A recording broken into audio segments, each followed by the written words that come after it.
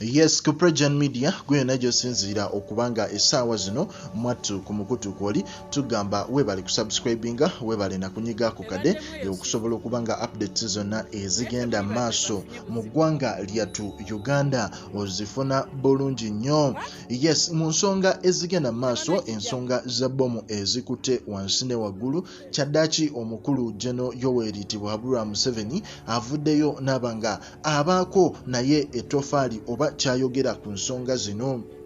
Omukulu Museveni avuddeyo n'abanga akonfaminga incident eyabaddewo olunaku olw'eggulo, incident ey'okuba nti baasi eya Swift eyabadde egenda saidi zeri Embarara Bushenyi, baasi eyo yasobodde okubanga nayo yabaddemu bbomu eyasobodde okubanga etta abantu babiri.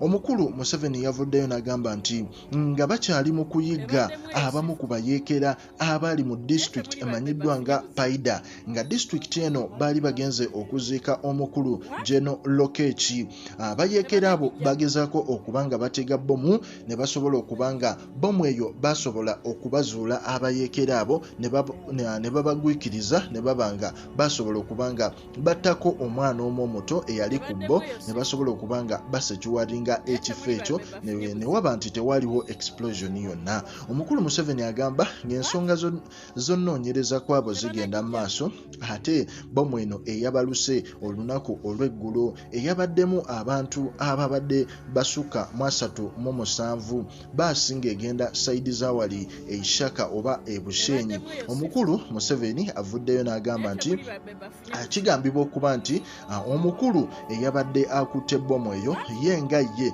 okusinziira ku investigation zatunuulidde yadde ezimu zikyagenda mu maaso. Yavuddeyo n'agamba nti omukulu eyabadde atudde n'eyo bbomu kigambibwa okuba nti y'omu ku baafudde, owulira, y'omu ku baafudde kubanga bbomu we yabwatukidde oba mu kifo mwe yabadde omukulu we yakoze eki bwe yafiiridde okusinziira ku reports ye nga Museveni ze yafunye era ng'agezaako okunnyonnyola bannayuganda, owulira.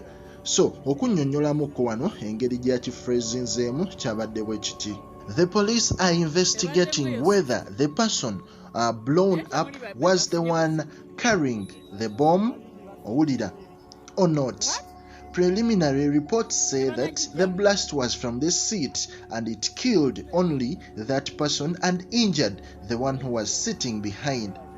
He, however, assured the public that the hunt for the assailants behind the attack is on, since clues are clear and plenty.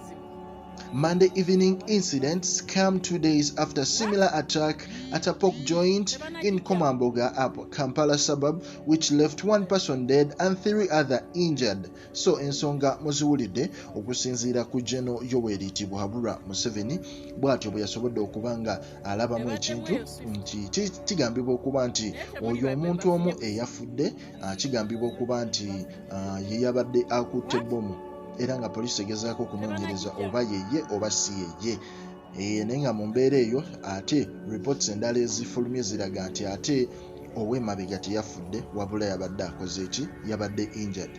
So ebintu bikyali awo naye nga ebimu biconfusinga, ebimu tubirekenga we biri tusobole okubanga ennaffe bye tuba tuzudde tujja kuba tubibawa, naye nga ate reports eziva mu poliisi neziva saidi zeno oluusi zaawukana n'abantu abali ku ground.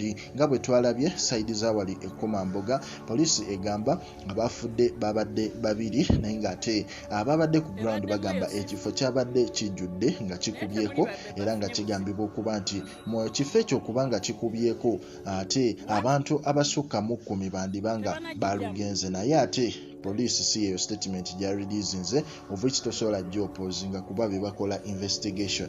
Kale ku Projan Media likinga commentinga mwatwera o subscribing.